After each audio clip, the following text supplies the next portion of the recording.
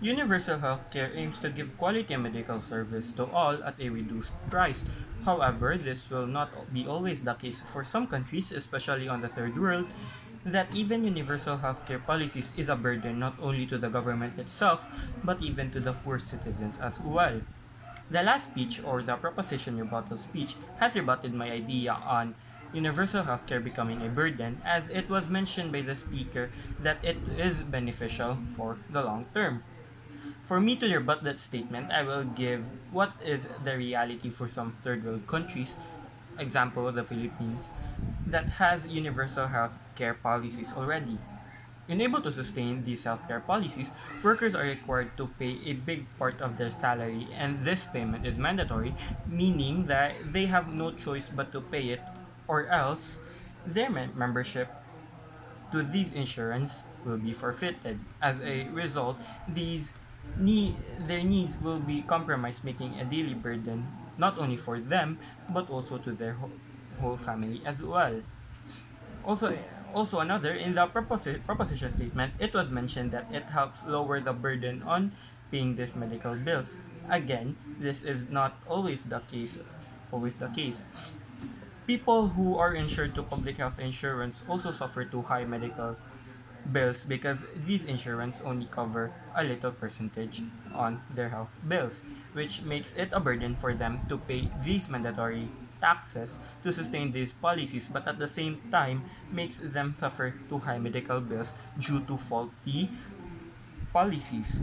This opts them to apply to private health insurances for additional assistance, which was even mentioned in the by the last speaker to be costly, giving them more burden.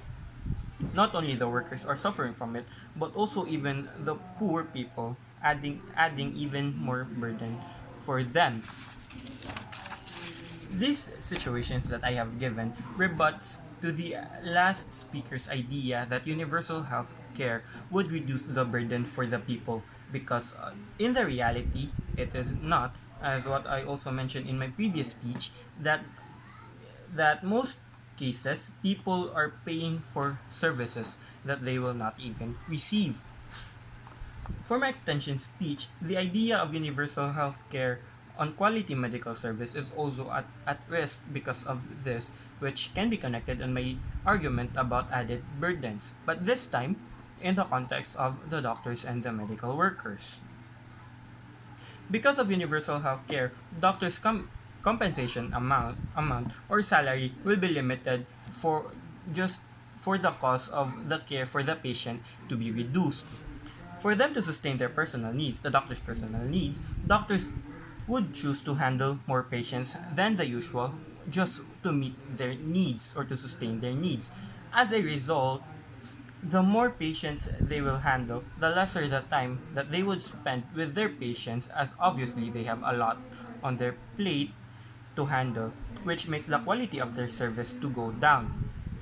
This would support my argument on burden, as doctors would work double but only receive less pay, and the idea of quality medical service became false.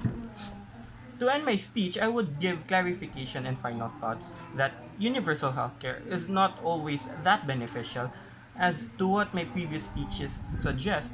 This adds to added burdens to some people, especially concerning to their financial aspects, as some countries are not ready to sustain it. The payment would be made by the whole country and to the people themselves, and that's why I in the opposition bench is proud to oppose. Thank you.